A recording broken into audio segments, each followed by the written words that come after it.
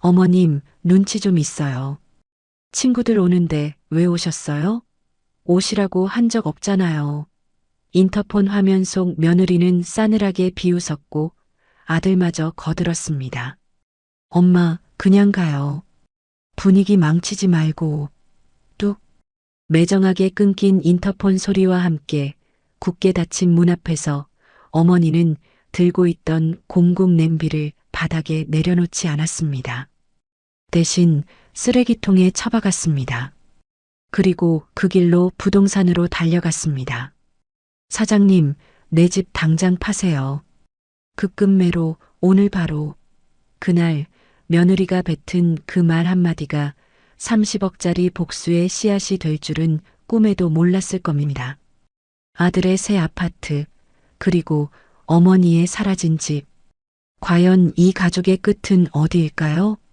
사연 시작 전 구독, 좋아요와 함께 어디서 듣고 계신지 댓글로 남겨주세요.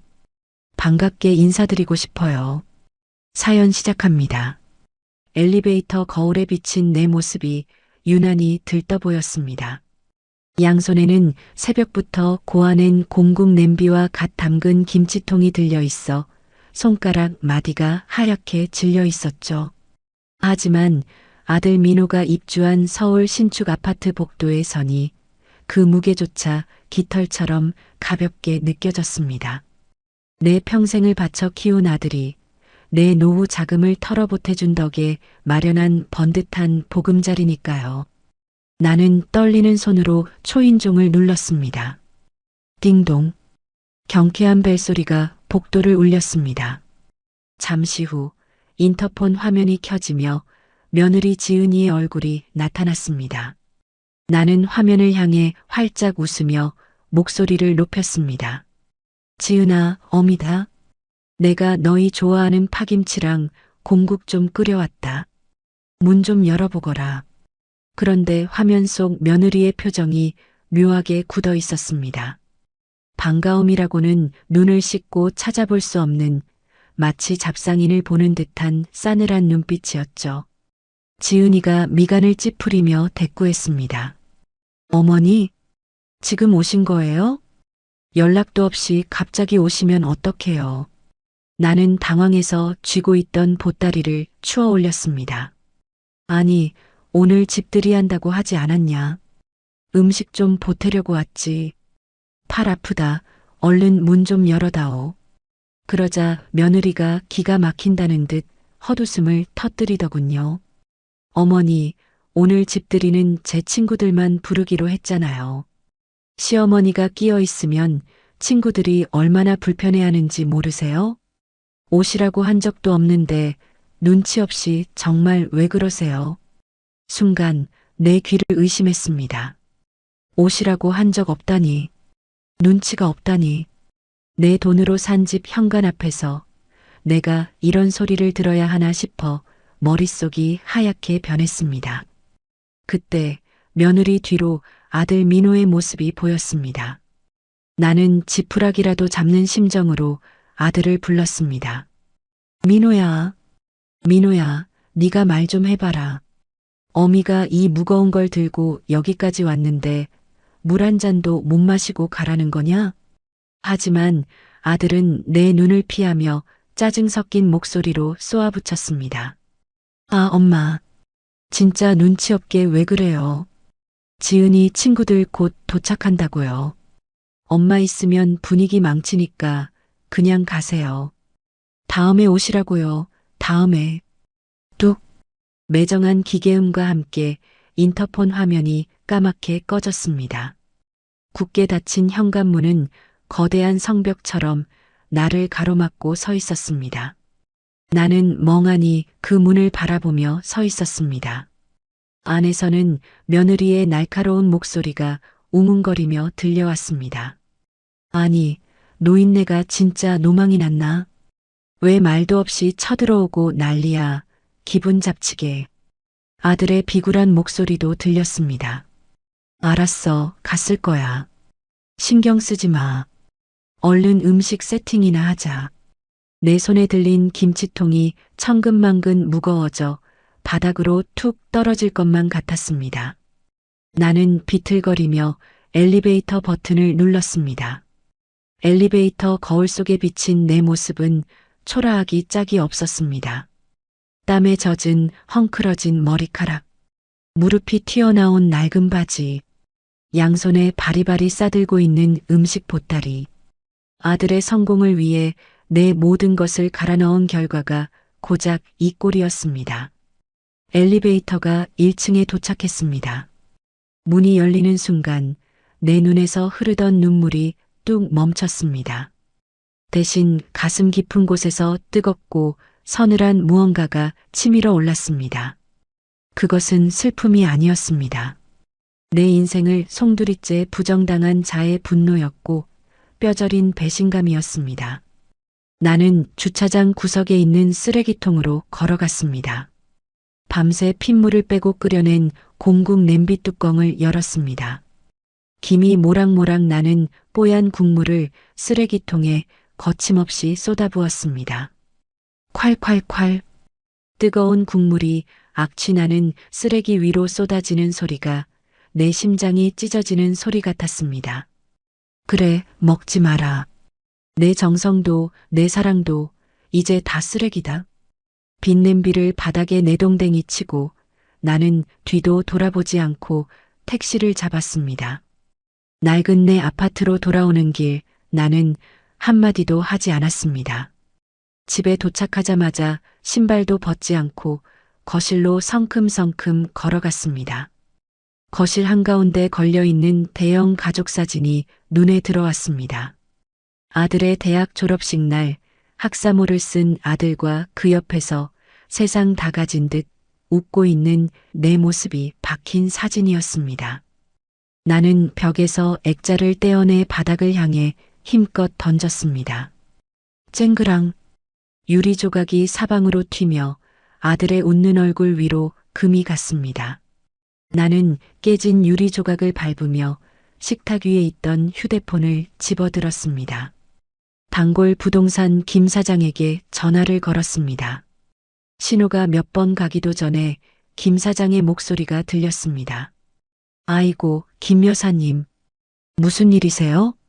나는 떨리지만 단호한 목소리로 말했습니다. 김 사장, 우리 집 지금 당장 내놔. 급매야, 아니 급급매. 수화기 넘어 김 사장이 놀란 목소리로 되물었습니다. 네? 갑자기 집을요?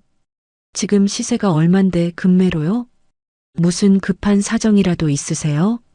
나는 깨진 가족 사진을 내려다보며 차갑게 대답했습니다. 사정은 무슨, 그냥 다 꼴 보기 싫어서 그래. 시세보다 1억 낮게 불러도 좋으니까 모레까지 현금 완납할 수 있는 사람 찾아와. 이유 묻지 말고 제일 빨리 돈 들고 오는 사람한테 넘길 거야. 알겠어? 김 사장은 당황한 기색이 역력했지만 내 기세에 눌려 알겠다고 대답했습니다. 전화를 끄는 나는 안방으로 들어가 장롱 깊숙한 곳을 뒤졌습니다. 낡은 보자기에 쌓인 내 명의의 집 문서와 통장, 그리고 인감도장이 손에 잡혔습니다. 이것들은 아들 장가 보낼 때 주려고 아껴두었던 내 마지막 생명줄이었습니다. 하지만 이제는 다릅니다. 나는 그것들을 가방 가장 깊은 안쪽 주머니에 쑤셔 넣었습니다. 그때 식탁 위에 던져둔 휴대폰이 요란하게 울리기 시작했습니다. 화면에 우리 아들이라는 글자가 떴습니다. 아마 며느리가 시켰거나 뒤늦게 찜찜해서 전화한 것이겠죠. 나는 휴대폰을 집어들었습니다. 받으려는 게 아니었습니다. 나는 망설임 없이 전원 버튼을 꾹 눌렀습니다. 화면 속 우리 아들이라는 글자가 까맣게 사라질 때까지 나는 손가락에 힘을 풀지 않았습니다. 집안은 쥐 죽은 듯 조용해졌습니다. 나는 부엌으로 걸어가 냉장고 문을 열었습니다. 아들이 오면 주려고 쟁여놓았던 한우 양지머리, 며느리가 좋아한다던 샤인머스켓. 냉장고 안은 온통 그들을 위한 것들로 가득 차 있었습니다. 나는 검은 비닐봉지를 꺼내 그 모든 것을 쓸어 담기 시작했습니다. 냉장고를 비우고 집을 비우고 내 마음속에 있던 아들 민호의 방도 깨끗이 비울 것입니다. 이 집을 나가는 순간 나는 더 이상 누군가의 엄마가 아닙니다. 나는 김영자입니다. 깨진 유리 조각에 반사된 오후의 햇살이 내 눈을 찔러왔지만 나는 눈을 감지 않았습니다. 이제 시작일 뿐이니까요. 내 인생을 정리하기에 결코 짧은 시간이 아니었습니다. 급급매로 내놓은 아파트는 내 예상대로 하루 만에 팔려나갔습니다. 현금을 싸들고 온 매수자는 시세보다 1억이나 싼 가격에 입이 귀에 걸려 있었습니다. 나는 계약서에 도장을 찍자마자 매수자에게 통보했습니다. 잔금은 오늘 치릅시다. 그리고 집은 내일 바로 비워주리다. 매수자는 혹시 내가 마음이라도 바꿀까봐 서둘러 돈을 입금했습니다. 통장에 찍힌 숫자 0들을 확인한 나는 곧바로 이삿짐 센터가 아닌 고물상을 불렀습니다. 트럭을 몰고 온 고물상 사내는 집안을 둘러보며 입을 다물지 못했습니다. 아니 사모님, 이 멀쩡한 가구들을 다 버리신다고요? 이 침대는 아직 비닐도 안 뜯은 새거 같은데요? 나는 아들 방에 있던 침대를 가리키며 차갑게 말했습니다. 다 실어가요. 하나도 남기지 말고 싹 다 치워주세요. 돈은 두둑이 쳐줄 테니까. 사내는 신이 나서 인부들을 시켜 가구들을 나르기 시작했습니다. 아들이 쓰던 고급 책상, 대학 입학 선물로 사줬던 서재 의자, 며느리가 오면 주려고 닦아놓은 자개장까지 내 피와 땀이 서린 물건들이 고물 트럭 짐칸으로 짐짝처럼 던져졌습니다. 안방 자개장을 옮기려던 인부가 멈칫하며 나를 불렀습니다. 사모님, 이건 진짜 비싼 거 아닙니까? 자개가 하나도 안 상했는데 이건 중고로 팔아도 돈 꽤나 받겠는데요? 진짜 그냥 버려요? 나는 자개장을 쳐다보았습니다. 아들이 장가가면 며느리 예단함으로 쓰라고 10년 전부터 비단 보자기에 싸서 모셔둔 것이었습니다. 하지만 이제 그 영롱한 자개빛이 뱀 비늘처럼 징그럽게 느껴졌습니다. 나는 고개를 돌리며 쏘아붙였습니다. 버려요. 내 눈앞에서 당장 치워버리라고요. 안 가져갈 거면 내가 여기서 망치로 부숴버릴 테니까. 내 섯을 퍼런 고함에 인부는 질겁하며 자개장을 번쩍 들어 옮겼습니다. 텅 빈 집안을 마지막으로 점검하던 내 눈에 구석에 처박힌 라면 박스 하나가 들어왔습니다. 아들이 초등학교 때부터 어버이날마다 써준 편지들을 모아둔 상자였습니다. 나는 상자를 열어 편지 한 통을 집어들었습니다. 삐뚤빼뚤한 글씨로 엄마 사랑해요. 나중에 커서 호강시켜드릴게요라고 적혀 있었습니다. 가슴 한구석이 욱신거렸지만 나는 입술을 꽉 깨물었습니다. 사랑? 호강? 그따위 말장난에 속아 내 청춘을 다 바친 대가가 고작 문전박대였습니다. 나는 종량제 쓰레기 봉투를 쫙 펼쳤습니다. 그리고 편지 뭉치를 한 줌도 남기지 않고 쓰레기 봉투 속에 처박았습니다. 거짓말쟁이.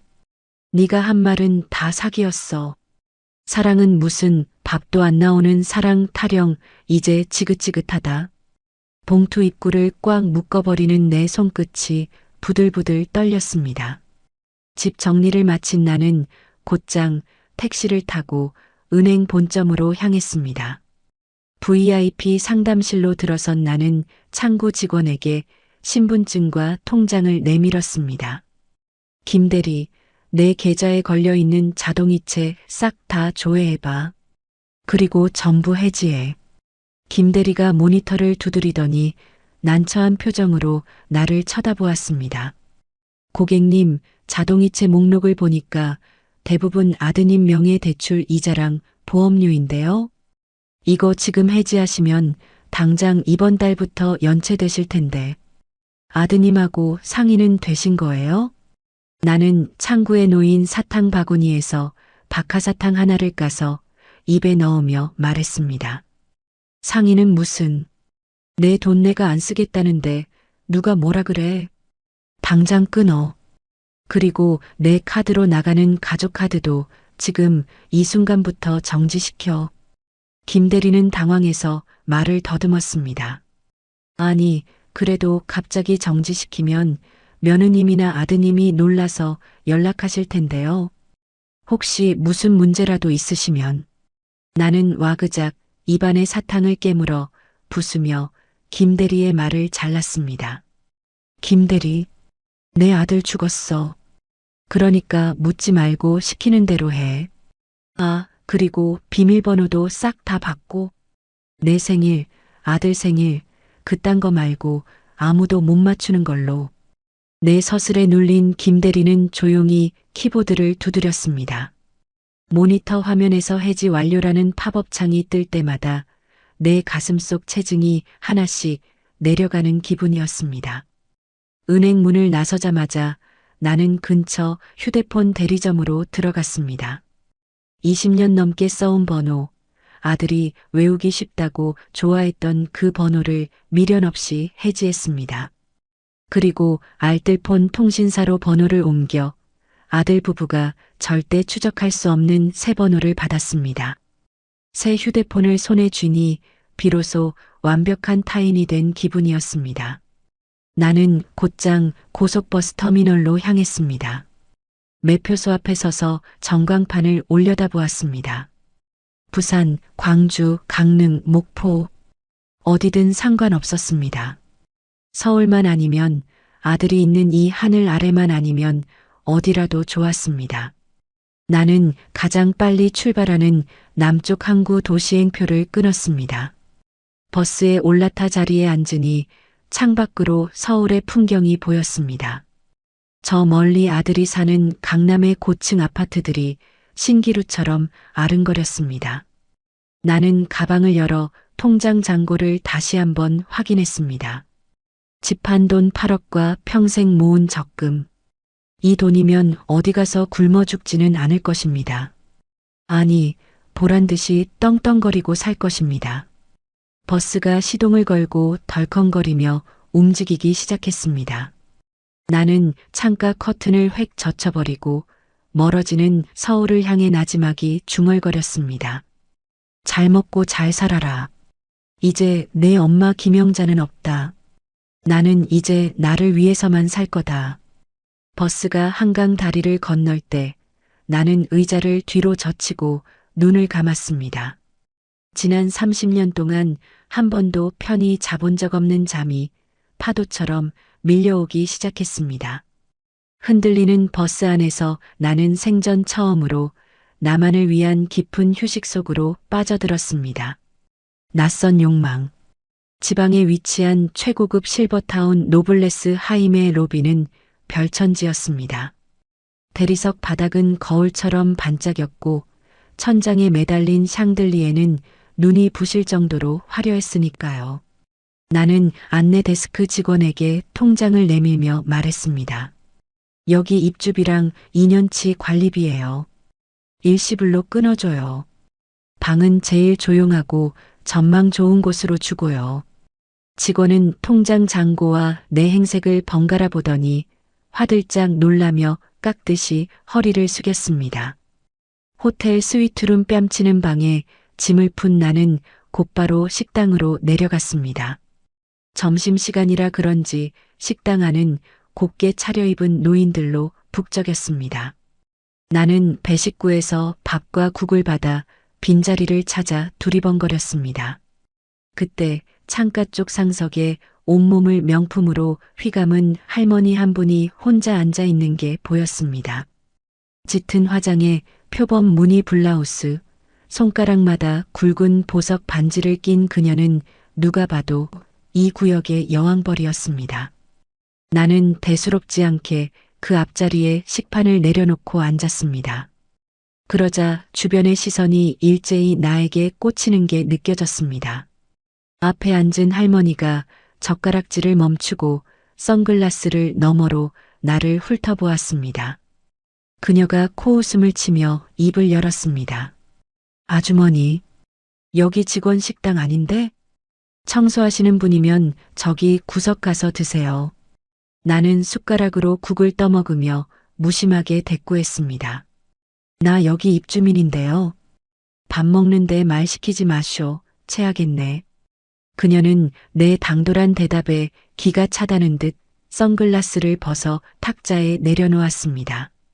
눈매가 매섭게 올라간 그녀, 바로 이 실버타운의 실세장 여사였습니다. 장 여사가 내 낡은 몸빼 바지를 가리키며 쏘아붙였습니다. 입주민? 아니, 수준 떨어지게 옷이 그게 뭐예요? 어디 시골 장터에서 생선 팔다 오셨나? 우리 타운 품격 떨어지게.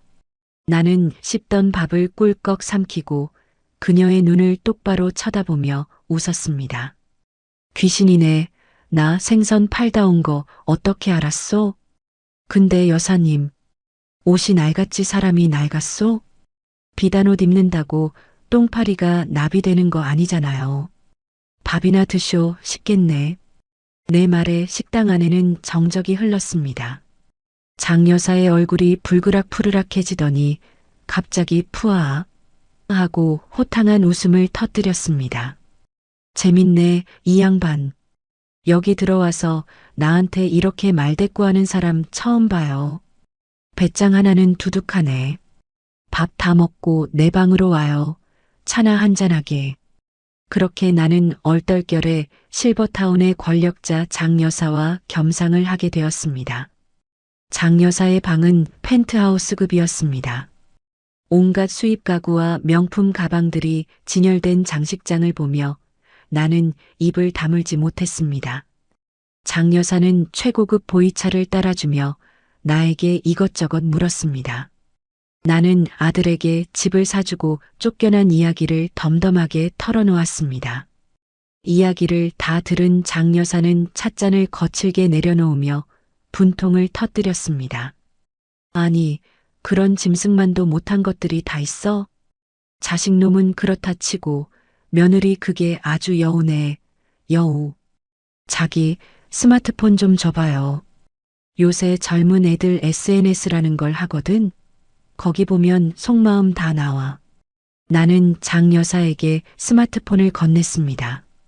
장 여사는 돋보기 안경을 쓰고 능숙한 손놀림으로 검색을 시작했습니다. 며느리 이름과 전화번호로 이리저리 찾던 장 여사가 갑자기 찾았다 하고 소리쳤습니다. 그녀는 화면을 내 눈앞에 들이밀었습니다. 달콤한 인생이라는 닉네임의 비공개 계정이었습니다. 프로필 사진은 며느리 지은이가 명품 가방을 들고 찍은 거울 셀카였습니다. 그리고 가장 최근에 올라온 게시글을 본 순간 내 심장이 쿵 하고 내려앉았습니다. 사진은 내가 사준 새 아파트 거실에서 와인 잔을 들고 있는 모습이었습니다. 글귀는 더욱 가관이었습니다. 시어머니 돈으로 집 사고 쫓아냈더니 연락 두절 키읔키읔. 완전 범죄 성공이다. 이제 눈치 안 보고 우리끼리 파티. 늙은 호구 잡아서 개꿀. 밑에 달린 댓글들은 더 참담했습니다. 대박 부럽다. 시어머니 쫓아낸 썰 좀 더 풀어봐. 진정한 승리자네 등 조롱 섞인 찬사가 가득했습니다.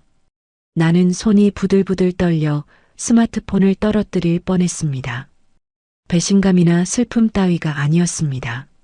내 인생 전체가 호구라는 두 글자로 요약되어 조롱거리가 되고 있다는 사실에 피가 거꾸로 솟았습니다. 단순히 연을 끊고 사는 것만으로는 부족했습니다. 저들이 뼛속 깊이 후회하게 만들고 싶었습니다. 내가 흘린 피눈물만큼, 아니 그보다 더 처참하게 저들의 오만함을 짓밟아주고 싶었습니다. 나는 붉게 충혈된 눈으로 장 여사를 쳐다보았습니다. 여사님, 돈 어떻게 하면 벌 수 있소? 저것들이 평생 벌어도 못 만질 큰돈 내가 벌고 싶소. 장 여사는 내 눈에서 이글거리는 살기를 읽은 듯 했습니다. 그녀는 묘한 미소를 지으며 찻잔을 들었습니다. 복수하고 싶어요? 돈으로 사람 무시하는 것들, 돈으로 밟아주는 게 최고지. 잘 생각했어요. 내가 아는 모임이 하나 있는데 거기 한번 가볼래요? 대한민국에서 돈 냄새 제일 잘 맡는 노인네들이 모이는 곳이야. 나는 주먹을 꽉 쥐며 고개를 끄덕였습니다. 가겠소. 지옥이라도 따라갈 테니 방법만 알려주쇼. 나 이제 헌신하다 버려진 늙은이로 안 살 겁니다. 저것들이 내 발밑에서 기어다니게 만들 거예요. 장 여사는 만족스러운 듯 내 어깨를 두드렸습니다. 창밖으로 해가 지고 있었지만 내 가슴 속에서는 시퍼런 불길이 타오르고 있었습니다. 거울 속에 비친 내 얼굴은 더 이상 초라한 기명자가 아니었습니다. 욕망에 눈을 뜬 도끼 품은 한 마리 맹수가 그곳에 서 있었습니다. 나는 스마트폰 화면 속 며느리의 웃는 얼굴을 노려보며 다짐했습니다. 기다려라. 그 웃음 피눈물로 바꿔줄 테니까. 다음 날 오후 나는 장 여사의 검은색 세단을 타고 시내의 한 호텔로 향했습니다. 안내받은 곳은 호텔 지하 깊숙한 곳에 있는 간판도 없는 은밀한 멤버십 클럽이었습니다. 육중한 문이 열리자 담배 연기 대신 묵직한 가죽 냄새와 오래된 종이 냄새가 훅 끼쳐갔습니다. 그곳에는 백발이 성성한 노인 서너 명이 소파에 깊숙이 파묻혀 차트를 들여다보고 있었습니다. 장 여사가 그중 가장 상석에 앉은 노인에게 다가가 고개를 숙였습니다. 회장님, 제가 말씀드린 그 친구 데려왔습니다. 물건 보는 눈은 없어도 깡다구 하나는 제법인 친구입니다. 백발의 노인이 천천히 고개를 들어 나를 쳐다보았습니다. 주름진 눈꺼풀 속에 감춰진 눈동자가 마치 먹이를 노리는 독수리처럼 형형하게 빛났습니다.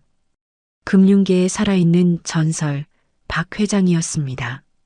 박 회장은 내 허름한 옷차림을 보고도 눈 하나 깜짝하지 않았습니다. 대신 내 눈을, 정확히는 내 눈 속에 서린 도끼를 뚫어지게 응시했습니다. 한참의 침묵 끝에 그가 입을 열었습니다. 잃을 게 없는 사람의 눈이군. 바닥을 친 사람만이 가질 수 있는 눈이야. 그래, 돈이 왜 벌고 싶나? 나는 주눅 들지 않고 또박또박 대답했습니다. 복수하고 싶습니다. 돈 때문에 무시당했으니 돈으로 밟아주고 싶어서 그럽니다. 내 솔직한 대답에 박 회장의 입가에 희미한 미소가 번졌습니다. 그는 탁자 위에 놓인 두꺼운 서류 뭉치를 내 앞으로 툭 던졌습니다. 그럼 이거부터 읽어. 경매랑 부실채권 기초 자료다. 일주일 주지. 다 외워오면 제자로 받아주고 못하면 다시는 내 눈앞에 나타나지 마. 그날부터 나는 고시생이라도 된 것처럼 공부에 매달렸습니다. 돋보기 안경을 쓰고 모르는 용어는 국어사전을 뒤져가며 밤을 하얗게 지새웠습니다. 머리가 터질 것 같았지만 졸음이 올 때마다 며느리의 비웃는 얼굴을 떠올리며 허벅지를 꼬집었습니다. 일주일 뒤 나는 박 회장 앞에서 그가 낸 문제를 막힘없이 풀어냈습니다. 박 회장은 고개를 끄덕이며 지도를 펼쳤습니다. 경기도 외곽의 한 낡은 상가 건물을 손가락으로 가리켰습니다. 이거야. 권리 관계가 복잡해서 유찰만 5번 된 물건이지. 사람들은 흉물이라고 거들떠도 안 보지만 내 정보통에 의하면 조만간 이 앞이 개발될 거야. 자네 전 재산 여기에 걸 수 있겠나? 나는 통장을 움켜쥐었습니다. 평생 피땀 흘려 모은 돈이었습니다. 하지만 나는 망설이지 않았습니다. 나는 내 운명을 박 회장의 안목에 걸기로 했습니다. 하겠습니다. 어차피 죽은 목숨 회장님 믿고 갑니다. 나는 시세의 절반도 안 되는 가격에 그 건물을 낙찰받았습니다.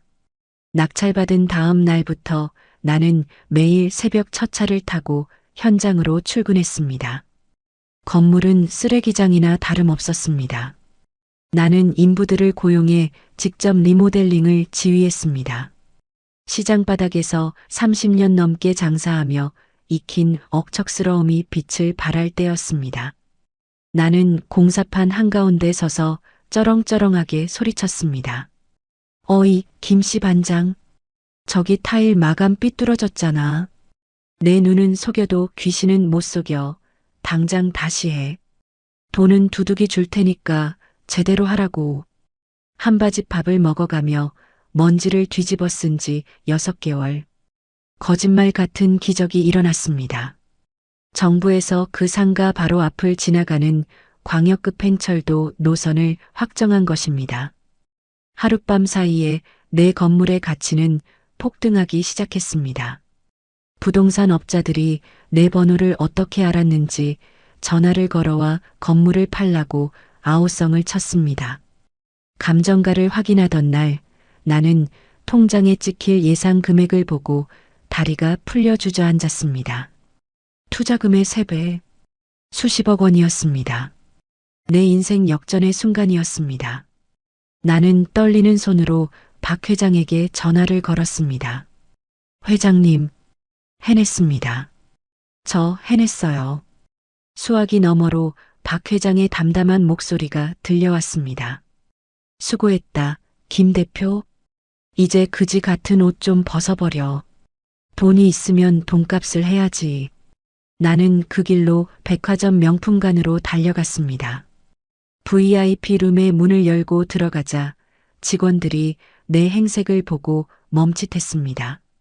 하지만 나는 거만하게 소파에 앉아 카드를 꺼내 들었습니다. 여기서부터 저기까지 마네킹이 입고 있는 거 그대로 다 주세요. 사이즈는 66, 구두는 240, 그리고 제일 비싼 다이아몬드 반지도 하나 가져오고요. 직원들의 눈이 휘둥그레지며 부산하게 움직이기 시작했습니다. 탈의실 거울 앞에 선 나는 낡은 몸빼 바지를 바닥에 벗어던졌습니다. 그것은 마치 내 지난날의 허물을 벗는 의식과도 같았습니다.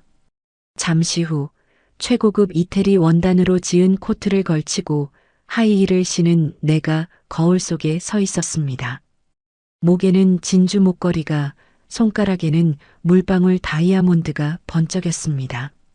거울 속의 여자는 더 이상 공국이나 끓이던 식당 아줌마가 아니었습니다.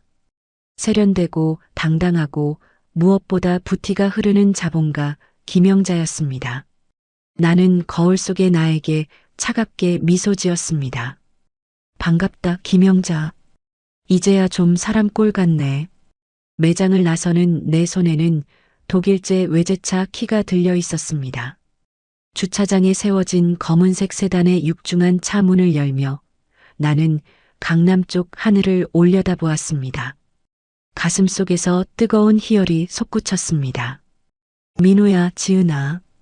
조금만 기다려라. 이 엄마가 아주 근사한 모습으로 인사하러 갈 테니까. 나는 시동을 걸었습니다. 엔진 소리가 맹수의 울음소리처럼 웅장하게 울려 퍼졌습니다. 복수를 위한 준비는 모두 끝났습니다. 이제 사냥을 시작할 시간입니다. 나를 완벽하게 다른 사람으로 조각해 놓았습니다. 서울의 5성급 호텔, 대한민국 상위 1% 투자 설명회가 열리는 날이었습니다. 나는 뒷좌석 상석에 앉아 창밖을 바라보았습니다. 매끄러운 검은색 세단이 호텔 로비를 향해 부드럽게 미끄러져 들어갔습니다. 운전기사가 룸미러를 보며 정중하게 말했습니다. 대표님, 도착했습니다. 오늘따라 호텔 입구가 많이 붐비네요. 나는 우아하게 고개를 끄덕이며 선글라스를 고쳐 썼습니다. 차창 밖으로 쉴 새 없이 터지는 카메라 플래시가 보였습니다. 나는 이제 숨어야 할 죄인이 아니라 세상이 주목하는 큰손이었으니까요. 차가 멈추고 호텔 로비의 회전문 앞 레드카펫 위에 섰습니다. 호텔 유니폼을 입은 발레 파킹 요원이 헐레벌떡 뛰어오는 게 보였습니다. 고개는 푹 숙이고 등은 구부정한 모양새가 어딘가 낯설지 않았습니다. 요원이 내 차 문을 열며 기계적으로 인사했습니다. 어서 오십시오, 고객님. 발레 파킹 도와드리겠습니다. 그 목소리를 듣는 순간 선글라스 뒤에 감춰진 내 눈썹이 꿈틀했습니다. 나는 천천히 차에서 내리며 요원의 얼굴을 확인했습니다. 땀에 젖어 떡진 머리카락, 광대뼈가 도드라질 정도로 헬쑥해진 얼굴, 그리고 유니폼 명찰에 적힌 이름 박민호.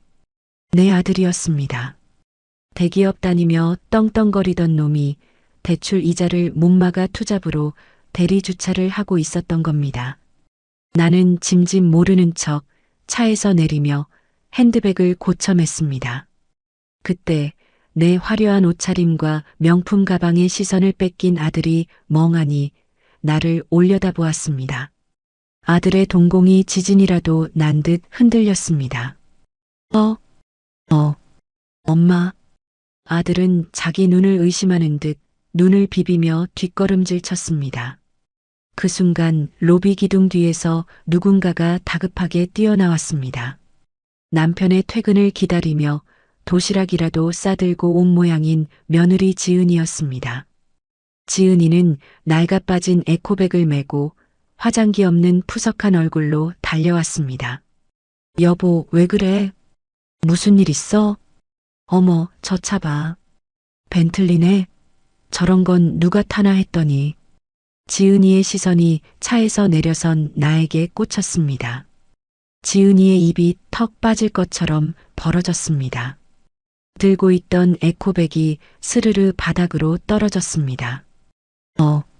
어머님? 말도 안 돼. 어머님이 여길 어떻게 해? 나는 선글라스를 코끝으로 살짝 내리며 그들을 차갑게 내려다보았습니다. 아들이 믿기지 않는다는 듯 떨리는 손으로 내 팔을 잡으려 했습니다. 엄마, 진짜 엄마 맞지? 아니, 이게 다 뭐야? 엄마 그동안 어디 있었어? 나는 아들의 손이 닿기 직전 벌레라도 피하듯 몸을 획 뒤로 뺐습니다. 그리고 곁에 서 있던 호텔 지배인을 향해 날카롭게 소리쳤습니다. 지배인, 이 호텔은 직원 교육을 어떻게 시키는 거예요? 손님 몸에 함부로 손을 대다니 불쾌해서 달려온 지배인이 사색이 되어 아들의 뒤통수를 갈겼습니다. 야, 박민호, 너 미쳤어? BVIP 고객님한테 지금 뭐 하는 짓이야? 당장 사과 안 드려? 아들은 지배인에게 맞으면서도 넋이 나간 표정으로 나만 바라보았습니다. 아니, 지배인님, 저희 어머니세요. 제 엄마라고요. 나는 코웃음을 치며 지갑을 꺼냈습니다. 빳빳한 5만 원권 지폐 2장을 꺼내 아들의 꼬질꼬질한 유니폼 주머니에 거칠게 꽂아주었습니다. 이봐요, 청년. 사람 잘못 봤어. 어디서 아는 척이야. 기분 나쁘게. 이건 팁이니까 남의 차 긁지 말고 운전이나 똑바로 해. 아들은 주머니에 꽂힌 돈과 내 얼굴을 번갈아 보며 입만 뻐끔거렸습니다. 옆에 있던 며느리가 비명을 지르듯 소리쳤습니다. 어머님, 저 지은이에요. 저희가 얼마나 찾았는데요.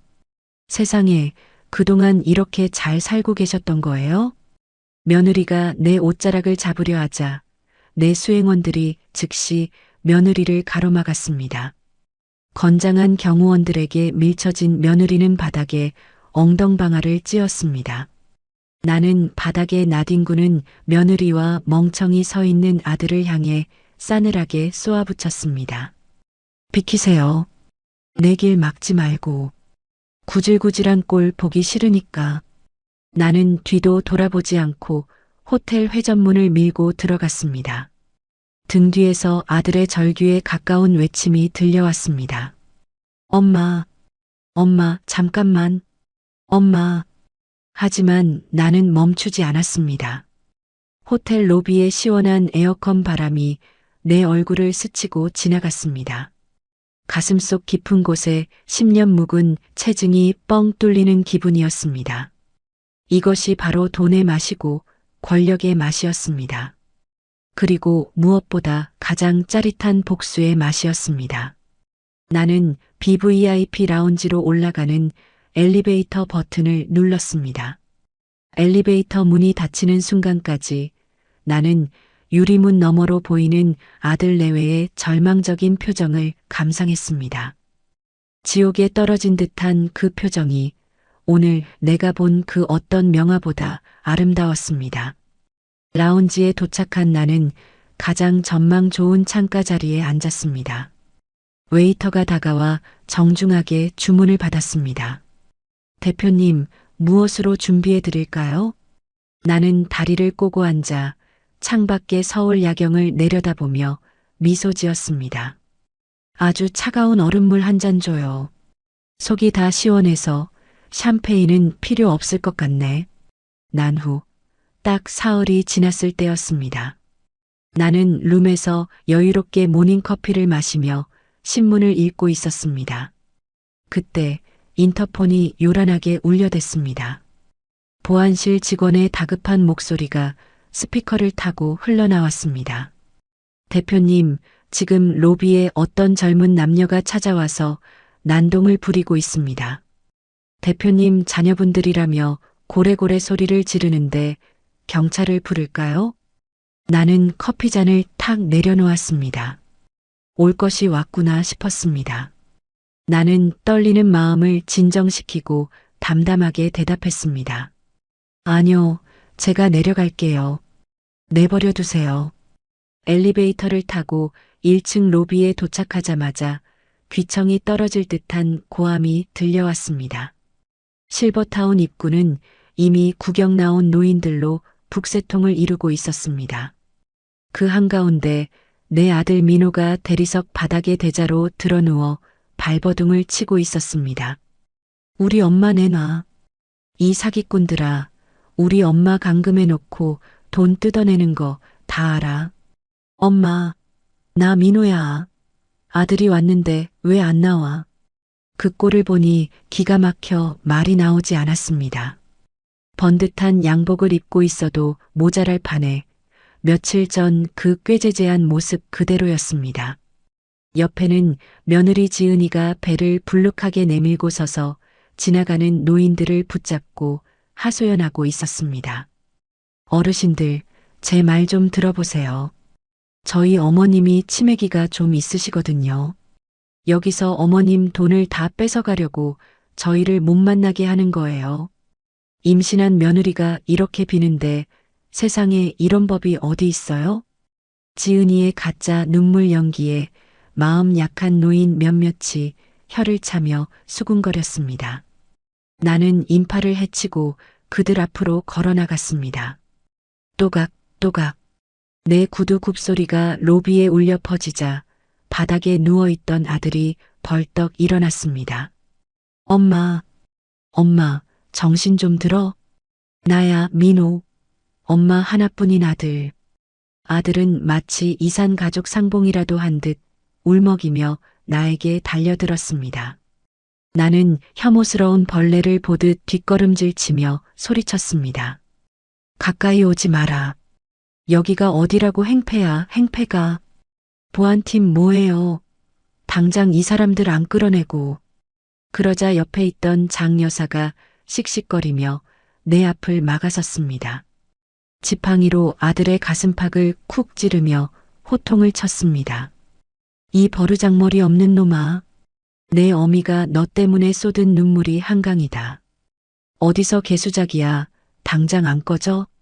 하지만 아들은 장여사의 지팡이를 거칠게 뿌리쳤습니다. 그 바람에 장여사가 휘청거리며 넘어질 뻔했습니다. 박 회장님이 달려와 장여사를 부축하며 경호원들에게 눈짓을 보냈습니다. 상황이 불리해지자 며느리 지은이가 내 앞으로 튀어나와 무릎을 털썩 꿇었습니다. 그리고 내 다리를 붙잡고 애원하기 시작했습니다. 어머님 잘못했어요. 저희가 죽을 죄를 지었어요. 근데 어머님, 저 임신했어요. 여기 보세요. 배 많이 나왔죠? 뱃속에 있는 손주, 민국이에요. 손주 보고 싶지 않으세요? 순간 내 심장이 쿵 하고 멈추는 것 같았습니다. 손주, 민국이, 그토록 기다렸던 핏줄이라는 단어가 내 이성을 마비시켰습니다. 나는 흔들리는 눈빛으로 며느리의 부른 배를 내려다보았습니다. 저 안에 내 아들의 피를 이은 내 손자가 있단 말인가. 내 굳게 닫혔던 마음의 문틈으로 차가운 바람 대신 미지근한 미련이 새어들어왔습니다. 아들은 내 표정이 흔들리는 것을 놓치지 않았습니다. 그는 잽싸게 내게 다가와 내 어깨를 잡고 흔들었습니다. 그래, 엄마. 엄마 손주 안아봐야지. 우리가 잘못했어. 그러니까 이제 그만하고 집으로 가자. 응? 엄마 돈 내가 관리해줄게. 여기 있으면 다 사기당해. 아들의 헬쑥한 얼굴과 며느리의 부른 배가 겹쳐 보이면서 갑자기 눈앞이 핑 돌았습니다. 극심한 스트레스로 혈압이 치솟은 것입니다. 다리에 힘이 풀리며 몸이 휘청거렸습니다. 어지러워. 내가 중심을 잃고 쓰러지려 하자 장 여사와 박 회장님이 비명을 질렀습니다. 김 대표, 영자 씨, 보통의 자식이라면 어머니가 쓰러지는 순간 몸을 날려받아냈을 것입니다. 하지만 내 아들은 달랐습니다.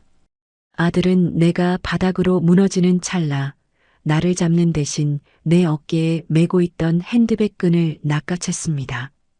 가방, 도장 어딨어? 아들은 바닥에 쓰러진 내 머리채가 밟히든 말든 미친 사람처럼 가방을 뒤지기 시작했습니다. 가방 속 내용물이 와르르 바닥으로 쏟아졌습니다.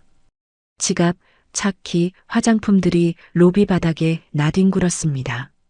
아들은 내 지갑을 집어들며 환호성을 질렀습니다. 찾았다. 지은아, 도장 찾았어. 며느리도 쓰러진 나를 거들떠보지도 않고 아들 옆에 달라붙어 소리쳤습니다. 여보, 카드도 챙겨.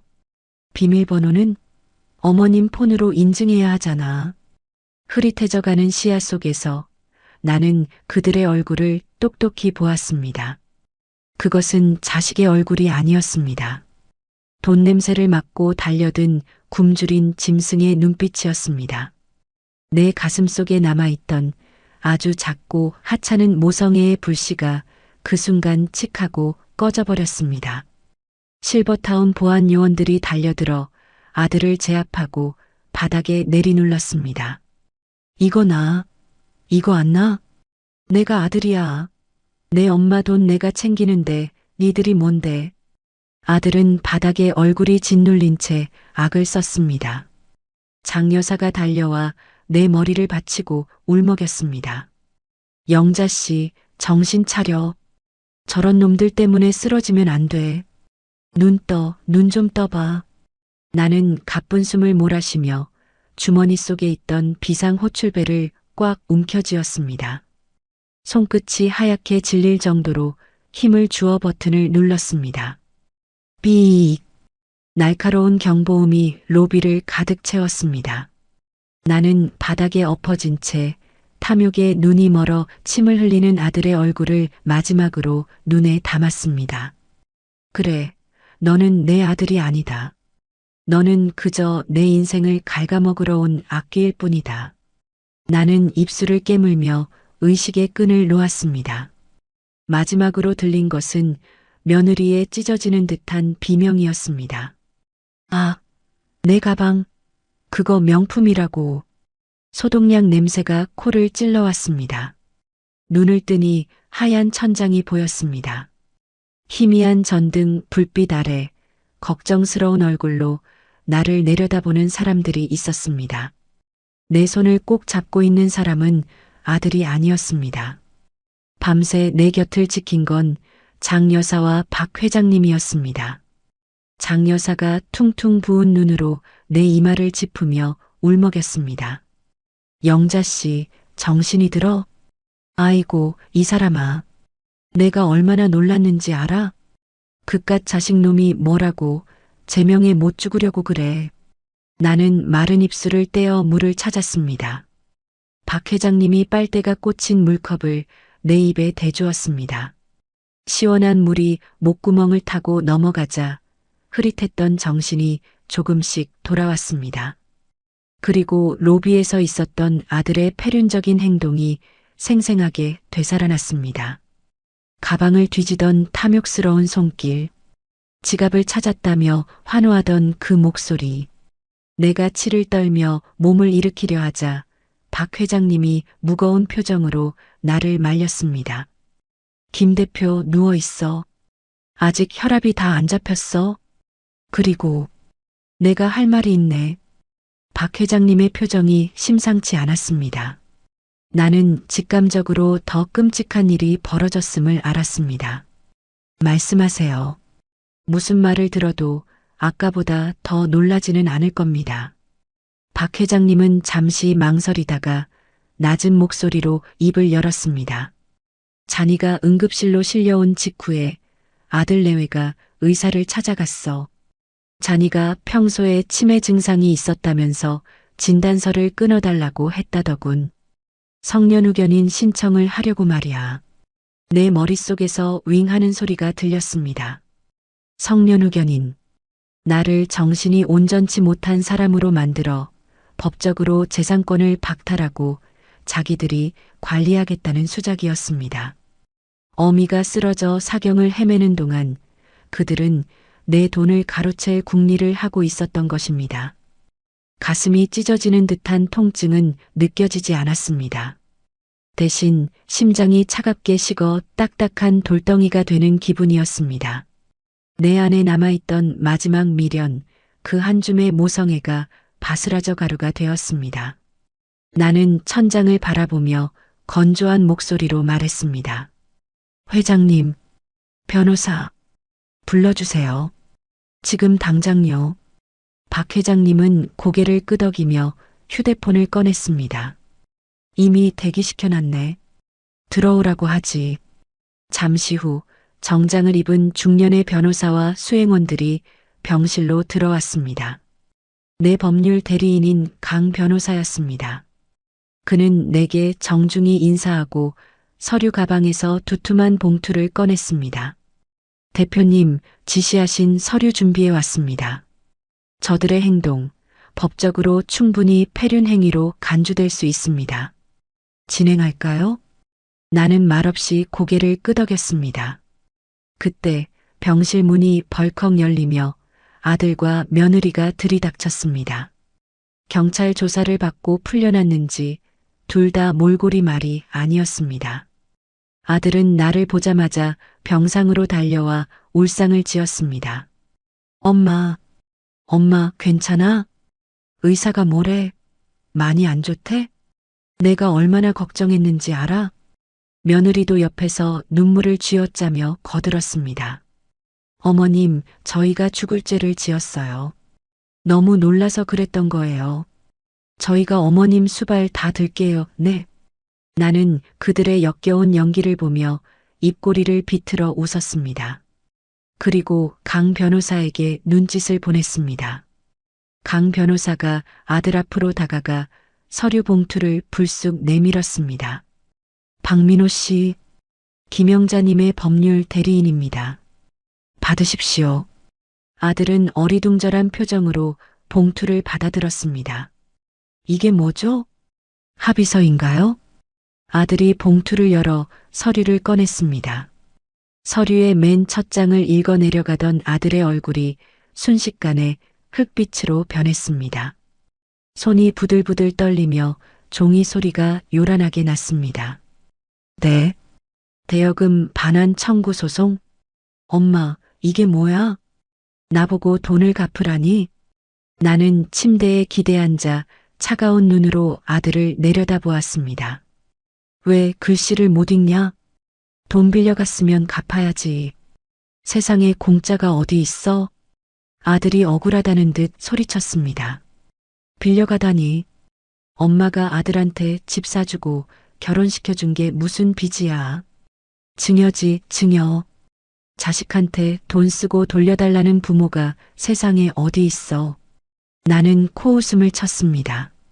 증여? 누가 그래? 내가 너한테 줬다고? 나는 너한테 투자한 거야. 너라는 놈한테 내 인생 걸고 투자했는데 수익은커녕 원금도 못 건지게 생겼으니 회수해야지. 강 변호사가 차분하게 덧붙였습니다. 김영자 대표님께서는 지난 10년간 아드님에게 들어가는 모든 비용을 대여금으로 기록해 두셨습니다. 통장 메모란에 아들 학비 대여, 전세 자금 대여라고 명확히 기재되어 있더군요. 법적으로 다툼의 여지가 있겠지만 저희 로펌이 승소할 확률은 99%입니다. 며느리가 사색이 되어 내 발치에 매달렸습니다. 어머님, 이러지 마세요. 이거 다 갚으려면 저희 길거리에 나앉아요. 아직 태어나지도 않은 손주 생각해서라도 제발. 나는 며느리의 손을 매몰차게 뿌리쳤습니다. 손주? 내 뱃속에 있는 애가 내 핏줄인지 아닌지 내가 어떻게 아니? 그리고 핏줄이면 뭐? 내 아들도 날 배신하는데 얼굴도 못 본 손주가 대수야? 아들은 털썩 주저앉아 멍한 표정으로 중얼거렸습니다. 엄마, 진짜 미쳤어? 어떻게 아들한테 이래? 나는 마지막 힘을 짜내어 일갈했습니다. 미친 건 내가 아니라 너희들이지. 부모 등골 빼먹고도 모자라 쓰러진 어미 가방을 뒤져. 너희는 인간도 아니야. 내 돈 10원 한 장이라도 더 쓰고 싶으면 감옥 가서 콩밥이나 먹어라. 나는 강 변호사를 향해 손을 휘저었습니다. 내보내요. 내 눈앞에서 당장 치워요. 냄새나서 숨을 못 쉬겠네. 대기하고 있던 건장한 경호원들이 아들과 며느리의 양팔을 붙잡았습니다. 아들은 질질 끌려나가며 악을 썼습니다. 엄마, 이러면 안 돼. 엄마가 나한테 어떻게 이래. 이거 나 놓으라고. 며느리의 비명과 아들의 절규가 복도를 울렸지만 나는 눈 하나 깜짝하지 않았습니다. 병실 문이 쾅 닫히고 다시 고요가 찾아왔습니다. 나는 깊은 숨을 내쉬며 창밖을 바라보았습니다. 유리창에 비친 내 얼굴은 지쳐 보였지만 눈빛만은 그 어느 때보다 맑고 또렷했습니다. 나는 강 변호사에게 나지막이 말했습니다. 변호사님, 이 소송 무조건 이기세요. 그리고 회수한 돈은 전액 기부하세요. 독거노인 무료급식소에. 강 변호사가 고개를 숙였습니다. 알겠습니다, 대표님. 반드시 승소해서 대표님의 뜻대로 처리하겠습니다. 나는 다시 베개에 머리를 뉘었습니다. 아들을 끊어낸 자리가 횡하니 시릴 줄 알았는데 오히려 시원한 바람이 통하는 것 같았습니다. 이제야 비로소 나는 자유로워졌습니다. 피 섞인 남보다 못한 족쇄를 끊어버린 오늘이 내 진짜 인생의 첫날이었습니다. 하얀 서류 위에 찍혔습니다. 변호사 사무실의 정막을 깨는 그 소리가 마치 내 인생의 이막을 알리는 총성처럼 느껴졌습니다. 나는 돋보기 안경을 벗으며 담당 변호사를 쳐다보았습니다. 변호사님, 이걸로 확실한 거죠?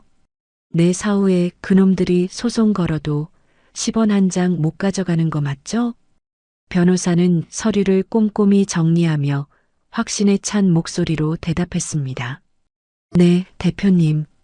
전 재산을 김영자 희망재단에 출연하는 절차가 모두 마무리되었습니다. 생전에 재단 법인으로 명의가 완전히 이전되었기 때문에 사후 상속 대상 자체가 없습니다. 유류분 반환 청구 소송을 걸더라도 가져갈 실체가 없으니 안심하십시오. 나는 고개를 끄덕이며 창밖을 내다보았습니다. 지난 3년. 참으로 치열하고 통쾌한 시간이었습니다. 아들 부부는 대여금 반환 소송에서 패소했습니다. 그들은 살던 집 보증금까지 털어 내 돈을 갚아야 했고 결국 신용불량자가 되어 월세방을 전전한다고 들었습니다. 손주가 태어났다는 소식도 들었지만 나는 사진 한 장 보지 않았습니다. 보고 싶지 않았습니다. 내 피가 섞였다 한들 그 아이도 결국 그들의 탐욕을 먹고 자랄 테니까요. 나는 자리에서 일어나며 변호사에게 마지막 당부를 남겼습니다. 그리고 유언장에 적힌 대로 해주세요. 장례식은 치르지 않습니다. 내 시신은 화장해서 저기 서해 바다에 뿌리고 부고도 내지 마세요. 그놈들이 내 영정사진 앞에서 곡하는 꼴 죽어서도 보기 싫으니까. 사무실을 나서는 발걸음이 구름 위를 걷는 듯 가벼웠습니다. 건물 밖에는 검은 세단 대신 화려한 리무진 밴이 대기하고 있었습니다. 차 문이 열리자 장 여사가 화사한 분홍색 스카프를 휘날리며 손을 흔들었습니다. 어이, 김 대표. 왜 이렇게 늦어? 배 떠나겠어. 얼른 타. 그 옆에는 박 회장님이 중절모를 눌러쓰고 빙그레 웃고 계셨습니다. 서류 정리는 잘 끝났나? 이제 진짜 빈털털이네. 우리 김 대표. 나는 리무진에 올라타며 호탕하게 웃었습니다. 빈털털이면 어떻습니까? 내 마음이 이렇게 부자인데. 자, 갑시다. 인천항으로. 1시간 뒤 우리는 거대한 크루즈 여객선 갑판 위에 서 있었습니다. 집채만 한 배가 백고동을 울리며 서서히 항구를 빠져나가고 있었습니다. 갈매기 떼가 끼룩거리며 우리 머리 위를 맴돌았습니다. 바닷바람이 짭조름하면서도 달콤하게 느껴졌습니다. 나는 난간에 기대어 멀어지는 육지를 바라보았습니다. 저 멀리 어딘가에 아등바등 살고 있을 아들과 며느리가 있겠지요. 하지만 이제 그들은 내게 아무런 감정도 불러일으키지 못했습니다. 미움도 원망도 사랑도 없는 완벽한 무의 상태. 그것이 바로 진정한 자유였습니다. 해가 뉘엿뉘엿지기 시작하자 바다는 온통 황금빛으로 물들었습니다. 장 여사가 웨이터를 불러 최고급 샴페인을 주문했습니다. 투명한 잔에 황금색 기포가 보글거며 차올랐습니다. 우리는 석양을 배경으로 건배를 했습니다. 자, 우리의 빛나는 노년을 위하여. 위하여. 쨍그랑. 청아한 유리잔 부딪히는 소리가 파도 소리와 섞여 흩어졌습니다. 샴페인 한 모금을 마시자 짜릿한 탄산이 목구멍을 타고 넘어가 온몸을 깨웠습니다. 장 여사가 내 얼굴을 빤히 쳐다보더니 말했습니다. 영자 씨, 얼굴 핀 것 좀 봐. 3년 전 실버타운 식당에서 밥 먹던 그 쭈구리 할망구 어디 갔어? 지금은 완전히 귀부인이야, 귀부인. 박 회장님도 거들었습니다. 사람이 자기 인생을 살아야 얼굴에 빛이 나는 법이지. 김 대표는 지금이 전성기야. 나는 붉게 타오르는 노을을 바라보며 미소 지었습니다. 지난 60년, 나는 김영자가 아니라 민호 엄마로 살았습니다. 아들이 먹다 남긴 밥을 먹고 아들이 입다 버린 옷을 기워 입으며 그것이 행복인 줄 알았습니다. 하지만 그것은 행복이 아니라 자기 최면이었습니다. 나를 지우고 자식을 위해 사는 삶, 그 끝에 남은 것은 비참한 배신뿐이었습니다. 하지만 이제는 다릅니다. 나는 내 돈으로 산 옷을 입고 내 돈으로 산 술을 마시고 내가 가고 싶은 곳으로 갑니다. 누구의 눈치도 보지 않고 누구를 위해 희생하지도 않습니다. 지금 이 순간 나는 온전히 나 자신으로 존재합니다. 갑판 위로 밴드의 연주 소리가 들려왔습니다. 흥겨운 재즈 선율이 흐르고 사람들의 웃음소리가 꽃처럼 피어났습니다. 나는 밤바다를 향해, 아니, 이 이야기를 듣고 있을 세상의 모든 어머니들을 향해 마음속으로 말을 건넸습니다. 어머니들, 들리시나요? 자식은 짝사랑입니다. 내 모든 걸 다 주어도 그들은 그게 사랑인 줄 모릅니다. 그 짝사랑을 멈춰야 비로소 내 인생의 꽃이 핍니다. 이제라도 늦지 않았습니다. 부디 당신의 인생을 사세요. 자식의 성공이 아니라 당신의 웃음이 진짜 성공입니다. 백고동 소리가 다시 한번 웅장하게 울려 퍼졌습니다. 뿌우. 그 소리는 마치 나를 더 넓은 세상으로 안내하는 팡파르 같았습니다. 나는 샴페인 잔을 높이 치켜들었습니다. 그리고 바다를 향해 소리쳤습니다. 나는 김영자다. 내 인생, 지금부터 시작이다. 나의 호탕하고 자유로운 웃음소리가 수평선 너머로 시원하게 뻗어나갔습니다. 붉은 노을 속으로 배는 거침없이 나아갔고 내 뒤에는 찬란한 물보라만이 하얗게 부서지고 있었습니다. 그날 나는 비로소 완벽한 자유를 샀습니다. 자식이라는 이유 하나로 모든 걸 내어주었던 김영자님의 통쾌한 인생 역전극, 시원하게 들으셨나요? 우리는 종종 부모라는 이름 뒤에 숨어 나 자신을 잊고 살아갑니다. 하지만 영자님은 며느리의 모진 말 한마디에 주저앉는 대신 낡은 껍질을 깨고 나와 화려하게 비상했습니다. 그녀가 서해 바다 위에서 외쳤던 것처럼 자식은 짝사랑입니다. 그 짝사랑을 멈추는 순간 비로소 내 인생의 진짜 꽃이 피어납니다. 지금 이 이야기를 듣고 계신 여러분도 누군가의 부모이기 이전에 소중하고 빛나는 한 사람이라는 사실을 절대 잊지 마세요. 헌신 뒤에 남은 상처를 스스로 치유하고 남은 인생을 온전히 자신을 위해 축제처럼 즐기시길 진심으로 응원합니다. 여러분의 인생 2막은 지금부터가 진짜 클라이맥스니까요. 이야기를 끝까지 들어주신 분이 계시다면 잘 들었다고 구독과 댓글 하나만 남겨주세요. 감사합니다.